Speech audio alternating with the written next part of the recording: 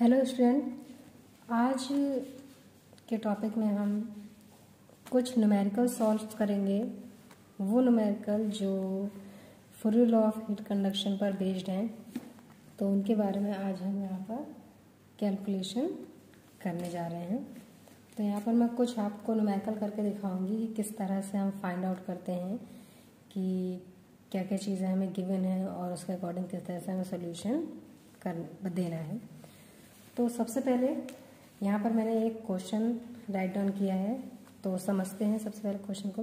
Calculate the rate of heat transfer पर unit area through a copper plate 45 mm thick whose one face is maintained at 350 degree centigrade and the other face at 50 degree centigrade.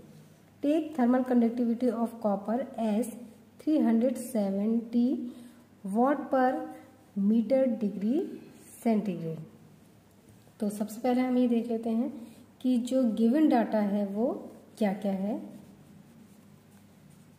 तो सबसे पहले क्या दिया है हमें, copper plate की thickness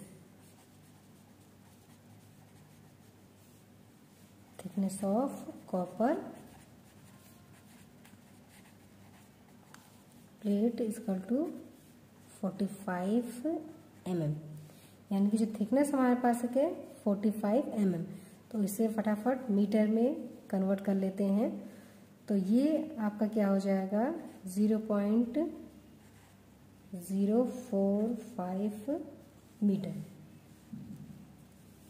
next हमारे पास क्या है, whose one face is maintained at 350 degree centigrade. यानी कि अगर हम फिगर से देखें तो ये हमारी एक कॉपर प्लेट है जिसकी थिकनेस कितनी है 0.5 मीटर। यहाँ से यहाँ तक इसकी थिकनेस है ये। और इसकी जो फर्स्ट मतलब जो वन फेस है वहाँ का टेम्परेचर क्या है, यानी कि T1 अगर इसे मान लें हम तो 350 डिग्री सेंटीग्रेड टेम्परेचर है,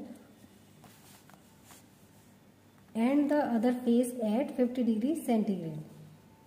पहली जो फेस थी वो हमारे 350 डिग्री सेंटीग्रेड पर मेंटेन थी और सेकंड क्या है हमारे 50 डिग्री सेंटीग्रेड पे। तो फिगर के अकॉर्डिंग अगर देखें जो T1 हुआ हमारा कितना हुआ, फर्स्ट फेज का टेम्परेचर 350 डिग्री सेंटीग्रेड और सेकंड फेज का जो टेम्परेचर है वो क्या है 50 डिग्री सेंटीग्रेड, जिसे हम क्या मान लेते हैं T2। तो यहाँ पर कुछ इस तरह से आपका ये बनेगा, T1 क्या हो गया 350 डिग्री सेंटीग्रेड और T2 क्या हो गया 50 डिग्री सेंटीग्रेड। और ये आपकी क्या है कॉपर की प्लेट।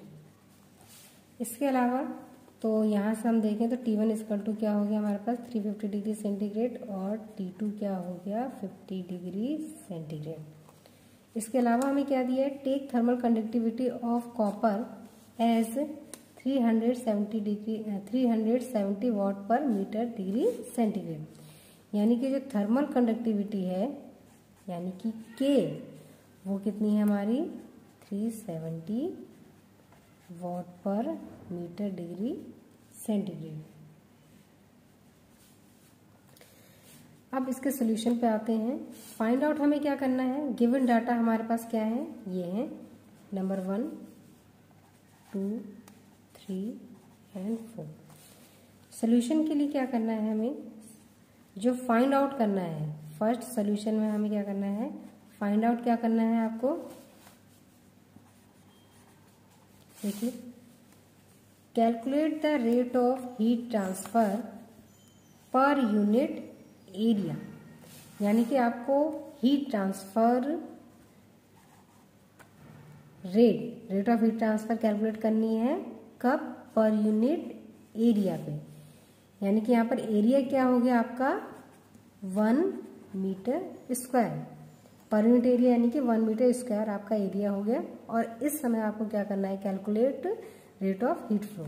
तो ये हमें फाइंड आउट करना है।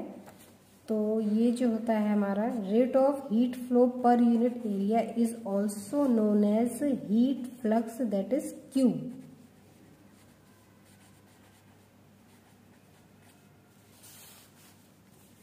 तो आगे बढ़ते हैं। अकॉर्डिंग टू फूरियर लॉ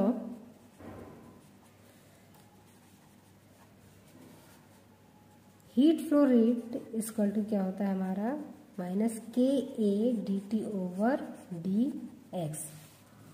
तो हमें क्या फाइंड आउट करना है, heat flow rate per unit area. तो हम इसे इक्वेशन को सिंप्लीफाई करके कैसे लिख सकते हैं, माइनस का के D T over D x.